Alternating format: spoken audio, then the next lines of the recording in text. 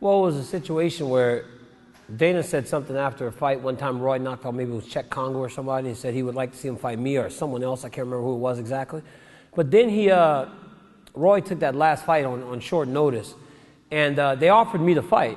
So he was kind of correct when he said they offered me the fight. Yes, they did. But then he said I turned down the fight, when in reality I didn't turn down the fight. I wasn't cleared to fight yet from when I fought Frank. After I fought Frank, I don't know what it was, but like in my fingers I had a whole bunch of swelling, so I couldn't make a fist for a really long time. And I wasn't able to fight, and I don't really like, I don't know if it was just a misunderstanding or somewhere the lines got crossed, but I won't deny a fight. So if you say I'm turning down the fight with you, then I'll go looking for you to fight you and prove to you that I'm not turning down the fight with you.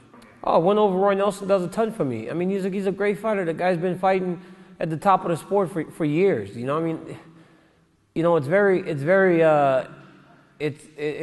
makes me uneasy to think how short our memories are when it comes to fighters.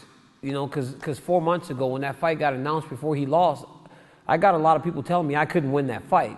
It was almost like I was gonna, you can't beat Roy, he's gonna knock you out, and we can't forget that just because he lost a fight. I mean, he took a fight on very short notice against a tough opponent, and he lost. I mean, that's not the true Roy Nelson. Me beating Roy Nelson does a ton for me. It keeps my momentum going forward, and I beat another one of the top heavyweights in the world. If I can get past Roy, that'll be 1, 2, 3. That'll be 1, 2, 3, 4. That'll be my fourth guy that I've beaten in the top 10. So that's a big deal for me. Well, I mean, we don't know who the champion's going to be whenever I get to 205. Alexander Gustafsson may win the fight. So you don't know who the champion's going to be when I get to 205, which is after my fight, which is in October, when they fight in September. So it's unfair to Alexander to actually just look past him and say he's going to lose. But I think my resume speaks for itself. I think if any, a lot of guys that would have accomplished the things that I've accomplished, beating the guys that I've beaten, would probably have fought for the belt already. Obviously, my situation is a little different with Kane. That's why I probably haven't fought for the belt yet.